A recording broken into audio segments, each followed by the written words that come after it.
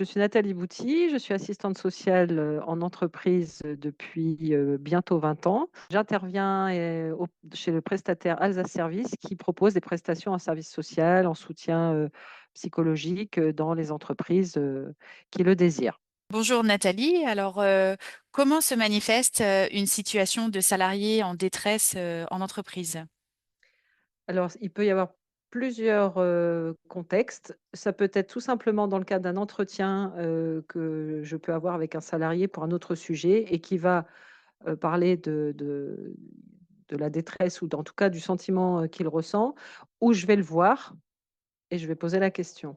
Sinon, il peut arriver que ça provienne d'un service de l'entreprise qui va souvent, c'est le cas le plus fréquent, va être inquiet pour un salarié qui ne s'est pas manifesté, qui n'a pas donné de nouvelles, et auquel cas, c'est un contexte qui pourrait s'avérer d'ailleurs, plus urgent. En tant qu'assistante sociale, face à un salarié en détresse, comment agissez-vous concrètement? Alors concrètement, ce qui est le plus important et qui est la base du travail d'une assistante sociale, c'est l'écoute. C'est, heu, vraiment laisser parler la personne au maximum, la laisser s'exprimer, l'aider à s'exprimer aussi parfois, puisqu'il y a des personnes qui peuvent avoir de la difficulté à dire ce qu'ils ressentent. Ça, c'est la première chose fondamentale. La deuxième, c'est de comprendre ce qu'il vit, heu alors, est-ce que c'est un contexte personnel, un contexte professionnel? Est-ce qu'il y a les 2?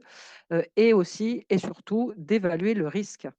Quand on parle de risque, dans le mal-être de manière générale ou le mal-être au travail, et bah, évidemment, le risque peut être, très important dans certaines situations, quand les personnes ont des idées noires, par exemple. En tant qu'assistante sociale, du coup, quels sont vos moyens d'action? Alors, les moyens d'action, j'aurais tendance à vous dire que quand on est dans une situation d'urgence, c'est-à-dire, quand je parle d'urgence, dans le cas d'une détresse morale, c'est s'il y a danger physique pour la personne concernée, en particulier si on est sur, un risque suicidaire. Donc là, je vais appeler les services d'urgence, le médecin du travail, enfin tout service, qui intervient dans ces cas-là de manière urgente pour mettre à l'abri, et protéger cette personne. C'est un cas qui est fort heureusement, Heu, pas le plus courant et tant mieux. L'aide principale que je peux proposer à un salarié dans cette difficulté-là, c'est surtout de prendre de ses nouvelles régulièrement, de le revoir très souvent, de l'appeler même si ça m'est déjà arrivé, de passer un coup de fil tous les jours, pour m'assurer de comment il se sent. Je vais lui proposer, quand c'est possible, de l'orienter vers un psychologue qui peut l'accompagner, puisque je ne suis pas psychologue, mais souvent, il faut attendre. Il y a des personnes pour qui c'est compliqué de faire une démarche vers un psychologue, donc ça peut prendre un petit peu de temps. J'ai aussi la possibilité de me concerter avec un médecin du travail, ou une infirmière, s'il y a une infirmière dans l'entreprise, pour justement, proposer une coordination médico-sociale qui soit cohérente pour la personne. L'objectif étant de ne, pas perdre de vue cette personne tant qu'on n'a pas, l'assurance, ou qu'il y a une prise en charge qui s'effectue ou que la personne aussi, le fait de parler, d'être écouté, parfois, ça on va déjà faire une grosse partie du travail. Chaque situation est particulière et qu'il n'y a pas de recette. On fait du sur-mesure en fonction des situations, qui vont se présenter à nous. Est-ce que vous intervenez uniquement à l'intérieur des entreprises? Oui, je suis physiquement présente dans les entreprises, en particulier dans une entreprise où je suis quasiment à temps plein, donc ce qui facilite, grandement, ce type d'intervention. D'autant que dans la fonction d'assistante sociale, il y a un aspect de notre métier qui est très important dans ces situations, c'est le fait que nous puissions aller à domicile, puisque la visite à domicile est un outil de travail, qui fait partie de notre, activité et qui est très utile dans les cas où on s'inquiète pour les personnes.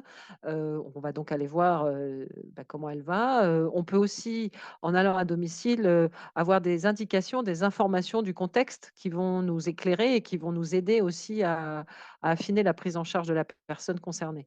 Quel est l'intérêt de faire appel à un service externalisé de prestations sociales comme Alsace Service? Alors l'intérêt majeur, c'est la neutralité. C'est-à-dire heu, nous ne sommes pas salariés de l'entreprise, nous avons une mission qui est clairement affichée par l'entreprise à destination des salariés, hein, en termes d'accompagnement individuel, voire plus collectif, hein, puisque ça arrive aussi, mais on va rester sur l'accompagnement individuel. Donc pour moi, l'avantage, le plus important et intéressant, c'est la neutralité. C'est-à-dire que, heu, et c'est pour les salariés, c'est très souvent important, c'est on ne fait pas partie de son entreprise. Donc on est assimilé à un tiers extérieur et pour la relation d'aide et pour mettre en place une relation de confiance, c'est relativement important. Quel conseil vous donneriez à un dirigeant ou un manager face à un salarié en détresse?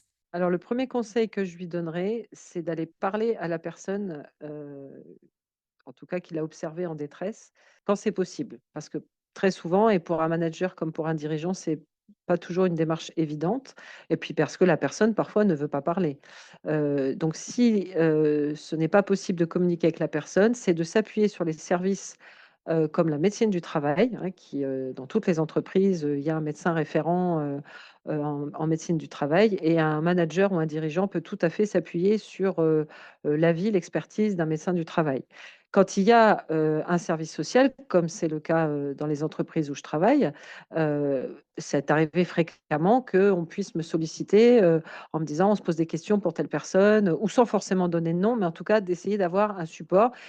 Et quand il y a une psychologue du travail au sein de l'entreprise, bah, c'est encore mieux de solliciter la psychologue du travail qui est vraiment, je dirais, le professionnel, dédié sur ce genre de situation. Au sein d'Alsace Service, tous les professionnels, qu'ils soient assistants sociaux ou psychologues du travail, œuvrent pour le bien-être des salariés au sein des entreprises et veillent à l'équilibre vie professionnelle, vie privée.